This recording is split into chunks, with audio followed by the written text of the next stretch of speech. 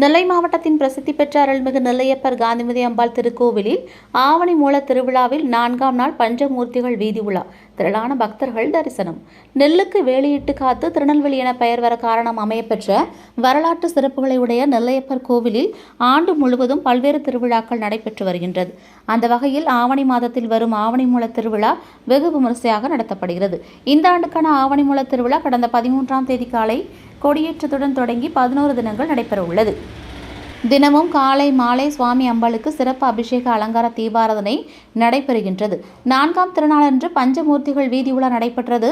இதற்காக சுவாமி அம்பாள் வெள்ளி ரிஷப வாகனத்தில் எழுந்தருள இதில் விநாயகர், சுப்பிரமணிய, சண்டிகேஸ்வரருடன் வீதி உலா நடைபெற்றது. முன்னதாக சுவாமி அம்பாளுக்கு 16 வகையான சோடச தீபாராதனை காட்டப்பட்டது.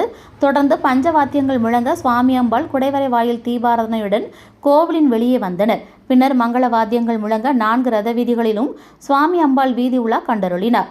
திருவிழாவின் முக்கிய நிகழ்ச்சியான கரூர் சித்தருக்கு சாப விமோசனத்தில் சுவாமி நெல்லையப்பர் காட்சியளிக்கின்ற நிகழ்வு வருகின்ற 23ஆம் தேதி ஆவணி மூலத்தன்று மானூர் அம்பலவான சுவாமி திருக்கோவிலில் நடைபெறும். விழா ஏற்பாடுகளை திருக்கோவில் நிர்வாகத்தினர் செய்திருந்தனர்.